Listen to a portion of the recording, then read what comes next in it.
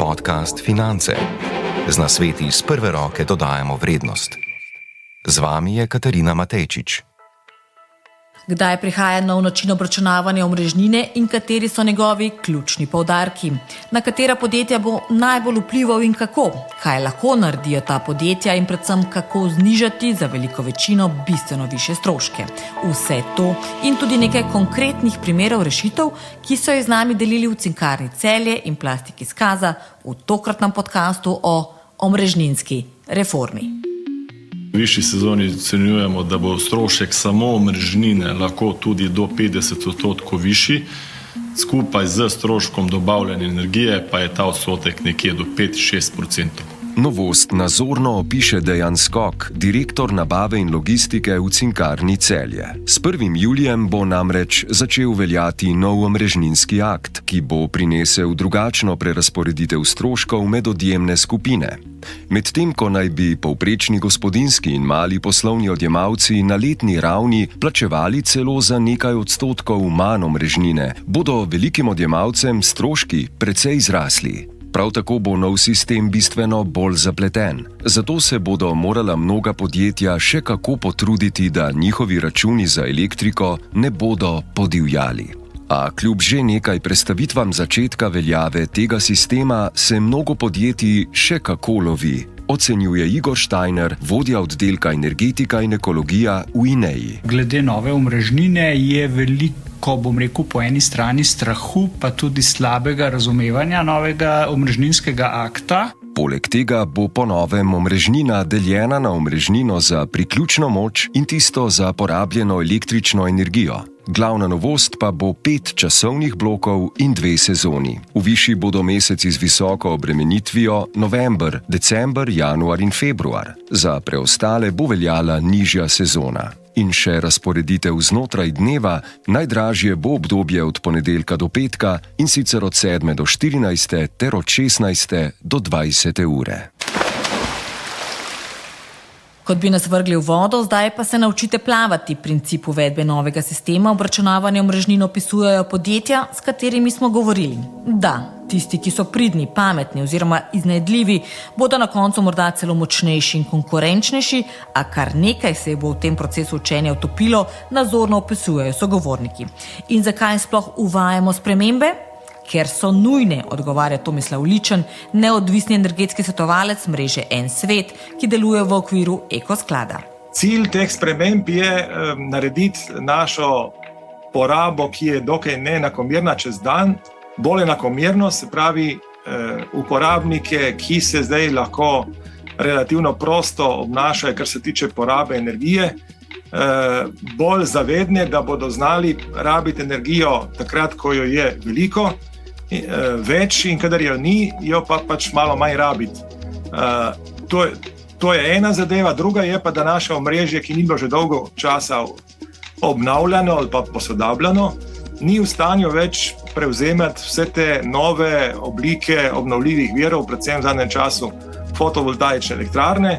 Vidimo, da na nekaterih področjih v Sloveniji že zavračajo do 30% vlog za fotovoltaične elektrarne. To pa zato, ker pač omrežja tega ne prenesejo več. Pač ne da se po teh starih kablih. Pravi, to omrežje ni več primerno za tak način razpršene proizvodnje preko obnovljivih virov. In nova realnost za vsa podjetja prinaša nova pravila, ki so, priznava tudi Ličen, precej zapletena. Pozabite visoko in nizko tarifo. Zdaj prihaja 5 časovnih blokov in kar 2 sezoni. Poznamo teh 5 tarif, imamo tudi dve sezoni, in sicer imamo višjo sezono, ki je tako zvana zimska, recimo od 1. novembra pa do zadnjega februarja, in potem pa nižjo sezono, ki je pa od 1. marca pa do zadnjega oktobra. Med njimi je razlika ta, da v najvišji sezoni zimski imamo prvi tarifni razred, ki je daleč najdražji in je 4-krat dražji kot danes povprečje kilovat moči. V drugi sezoni, v tej nižji sezoni pa tega razreda ni več in je takrat bistveno lažje in nižji strošek. Druga sprememba pa je, da so naredili praktično veliko cenejšo variabilno omrežnino, tako da v bistvu je teža zdaj na fiksni omrežnini, ne več na variabilni. Ne bo poceni, sploh ne pozimi in za večje odjemalce, a še vedno ceneje, kot če bi šli v naložbo nadgradnje električnega sistema. Govorimo namreč o milijardah evrov, je jasen energetski strokovnjak. Predvsem zato, ker je enostavno, če bi hoteli vso ta omrežja ojačati, rabimo enormno veliko denarja. Ocena je bila nekih 4 milijarde evrov do, v nekaj letih, da bi to ojačali, da bi omogočali potem to priklapljanje vseh teh razpršenih virov. Zdaj, ta model naj bi pač, poleg tega, da bomo sigurno tudi na omrežju morali kaj narediti, spodbudil tudi drugačni vrsti rabe in pa v končni fazi naj bi dal tudi več denarja. A dejstvo je, da bodo mnoga podjetja, lahko celo mala ali srednja, podražitev čutila že letos. Mi smo analizirali več proizvodnih oziroma industrijskih podjetij, ki so na srednjem napetostnem nivoju in izračunali, da se jim bo omrežnina pošteno dvignila. Novinkar Igor Štajner, vodja oddelka energetika in ekologija v INEI. Smo nekje v povprečju zračunali, da nekje več kot 20% se jim bo povečala omrežnina. Moramo vedeti seveda, da omrežnina ni edini strošek, kar se tiče električne energije. Omrežnina je približno 1/3 celotnega stroška električne energije. Ostalo seveda 2/3 je sama energija.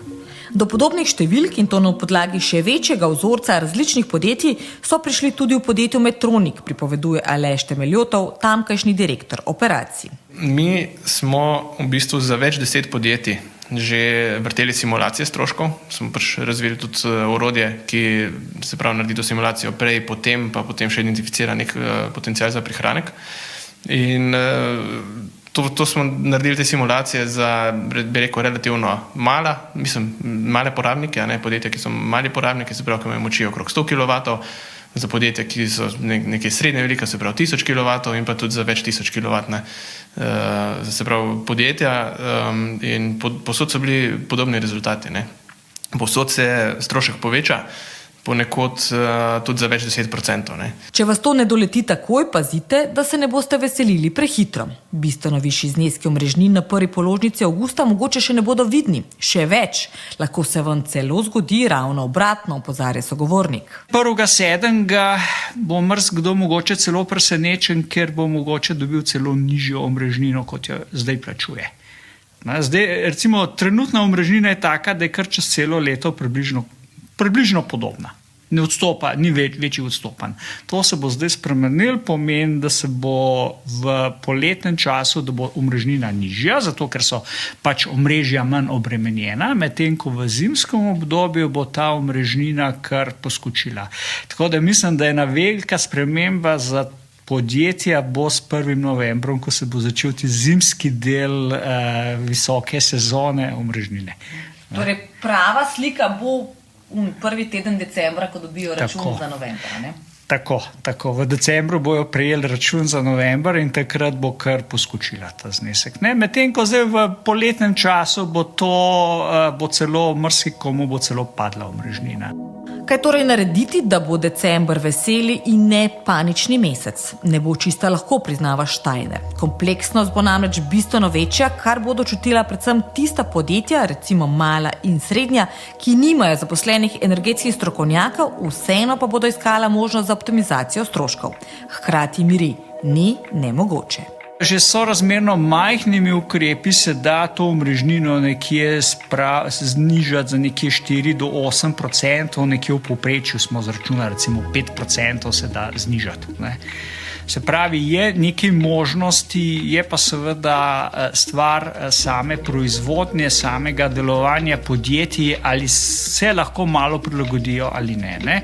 Zdaj seveda ena podjetja imajo pač proizvodnjo, s katero se lahko prilagajajo, to so razne industrijske peči v metalurgiji, kjer jim kratkotrajno 15-minutno zmanjšanje moči ne predstavlja kakšnega velikega izziva. Medtem tam, kjer so pa obdelovalni stroji, tam pa seveda stroj za 15 minut ustaviti ali zmanjšati ne gre kar tako. Tako da različni principi bojo tukaj prihajali, nekateri se bojo pač prilagajali tudi z dodatnimi energetskimi hranilniki. Nov način obračunavanja, poleg že prej omenjenih 5 časovnih blokov in 2 sezon, prinaša tudi kratke intervale. Dolgi bodo le 15 minut. In zadosti je, da se v enem 15-minutnem intervalu, da recimo zaradi nekih dogodkov, ki nastopijo sočasno, pride do večje konične obremenitve in takrat je seveda, če imaš neko možnost prilagoditve, pa je to ali to hranilnik energije ali pa mogoče nekatera bremena, ki niso potrebna 24 ur, da takrat tisto konično moč zmanjšaš. Ne? Tako da za 15-minutne obremenitve seveda pa hranilnik energije lahko deluje povsem v redu oziroma ima svoj vpliv.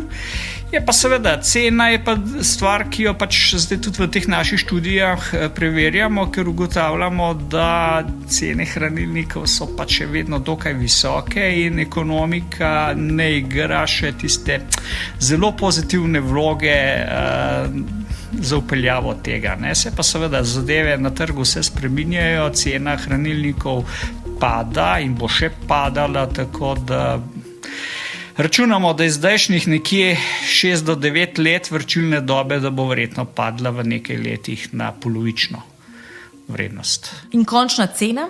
Kot vedno, odvisno od tega, kaj želite, odgovarja Steiner iz INEE. Zdaj, če se da z nekimi enostavnimi organizacijskimi ukrepi nekaj narediti, v bistvu stane zelo malo ali skoraj nič. Ne? Se pravi, en enostaven organizacijski ukrep je, da proizvodnja ali pa da proizvodnja ne zaštarta v istem času kompletna, recimo, da ob 7 uri ne štarta kompletna tovarna, ampak da se recimo zagon proizvodnje zgodi recimo v 3 različnih terminih, recimo v polurnih razmikih in s tem se tiste zagonske konice tovarne lahko zmanjšajo.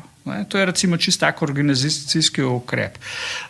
Drugi so pač, sem prej omenjal, da kakšne porabnike, ki ne delujejo 24 ur, da se pač jih v času konice začasno ustavlja ali zmanjša porabo.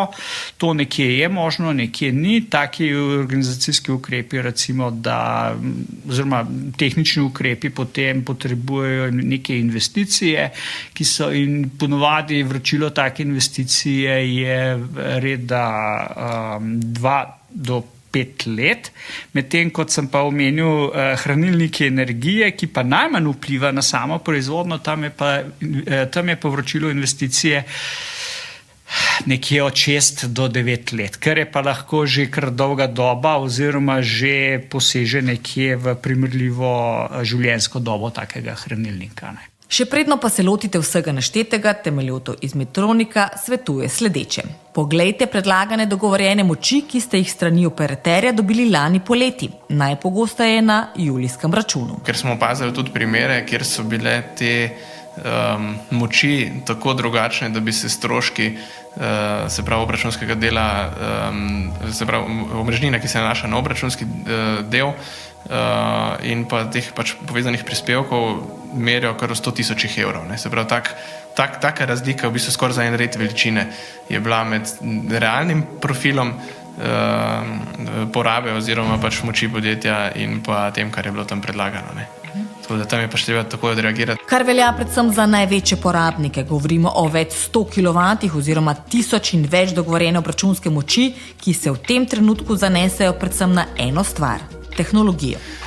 Tam pa ima smisel res se zanesti na tehnologijo, ki že obstaja, ki je zrela in se lahko relativno enostavno uvede, ki potem skrbi na nek avtomatski samodejen način za to, kar sem prej omenil, po eni strani za glajenje konic, se pravi mogoče sklapljanje zmanjševanja moči nekaterih bremen, po drugi strani pa za pač bolj neko prerasporejanje porabe, se pravi, ali se mora res v tem trenutku nek porabnik vključiti, ki ni kritičen za proizvodni proces, ali se lahko mogoče v naslednjem intervalu, ko pač ne pričakujemo konice. Ne.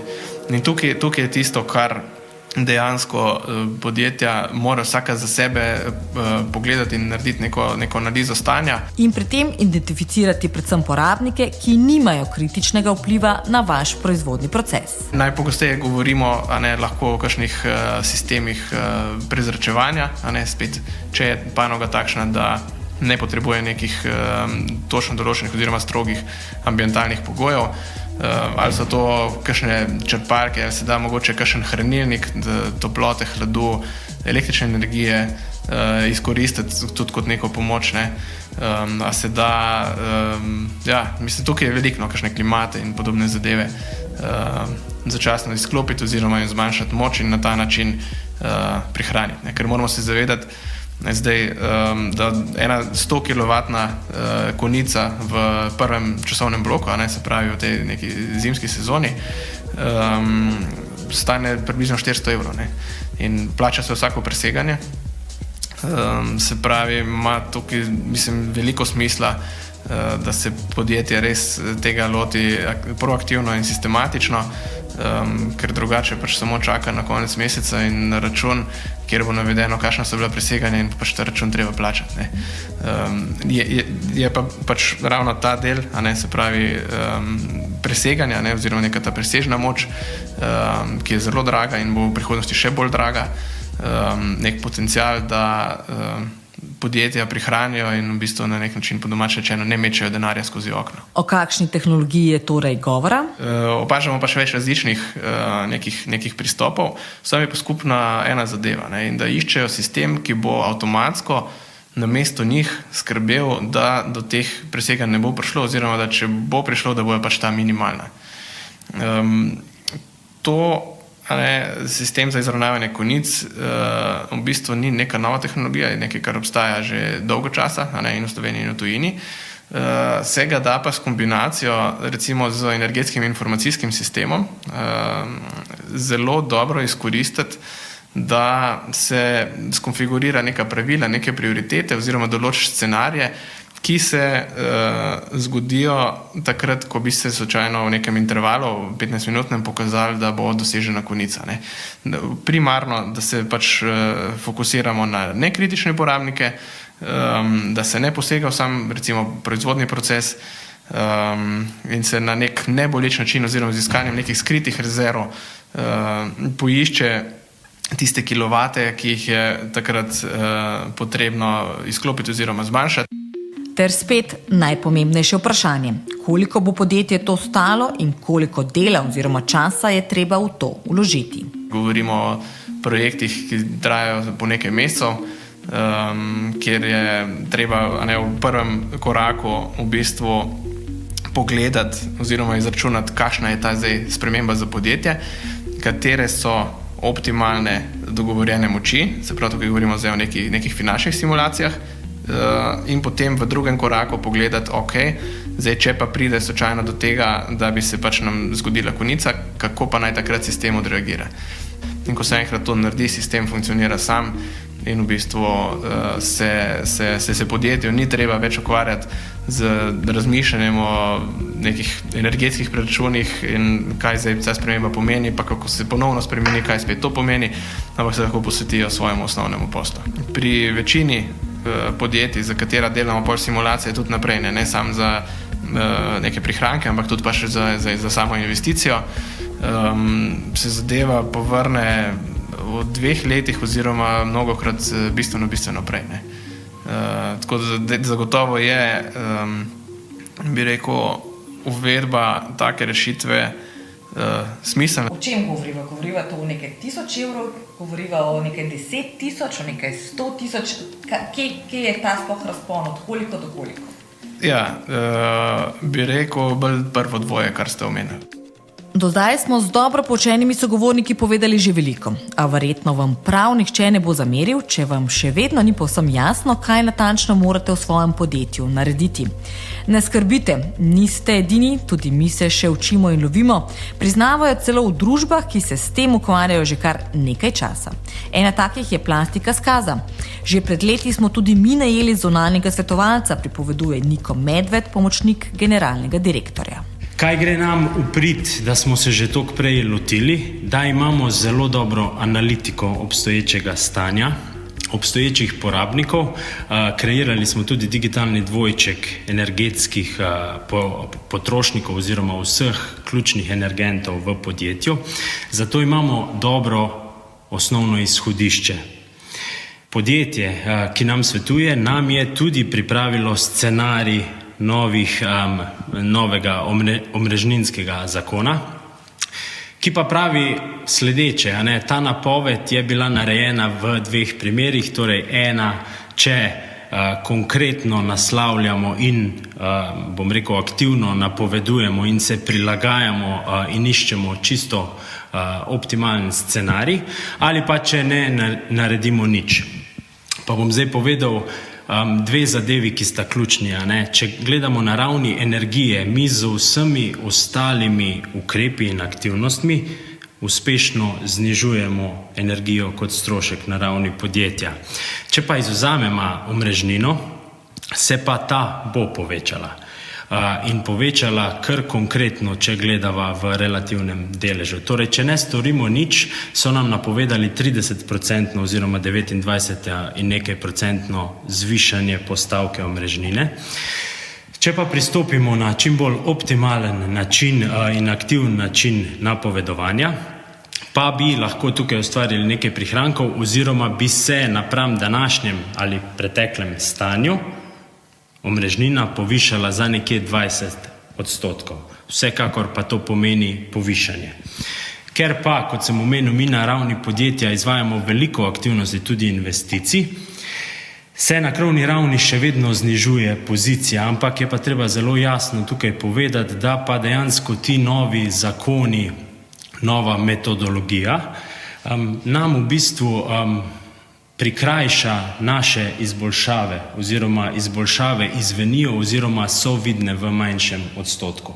In če gledava, da smo zastavili na ravni podjetja cilj znižanja stroška energije za 10%, nam bo novi omrežninski zakon pobral nekje med 1 in 2%.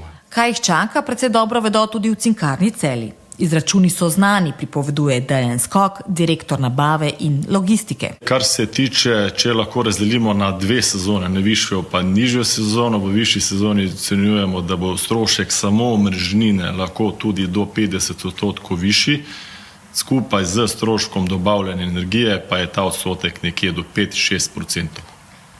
V poletnem času pa, ker so tudi tarife pa bloki nižji, cenovno nižji, pa ocenjujemo ta strošek, kar se tiče stroška omrežnine, višji strošek nekje do 5-10% oziroma skupaj z dobavljeno energijo nekje do 1% oziroma 2%. A celo taki so v dvomih. Eno so trenutni scenariji in projekcije, povsem nekaj drugega pa dejansko stanje po 1. juliju, je Jasen Medved. Se pravim, tu je težko napovedati, kaj bo dejansko uporabljivo ali pa kaj bo dejansko praksa pokazala, kakšne učinke. Definitivno ocenjujem, da je to zadeva, kjer bomo vsi potrebovali pomoč. Malo podjetij v Sloveniji ima in-house strokovnjake, ki bodo to uspešno izvajali, kar je ponovno udarec na naše eforte oziroma ukrepe za učinkovitost in ponovno nas nekako vračajo oziroma nam zmanjšajo za to novo ureditvijo. Zato preizkušajo, testirajo in se učijo. Mi iščemo načine na krovni ravni podjetja, kako vse nove tehnologije, ki se pojavljajo, od hranilnikov do zmanjševanja teh viškov oziroma teh situacij sočasnosti.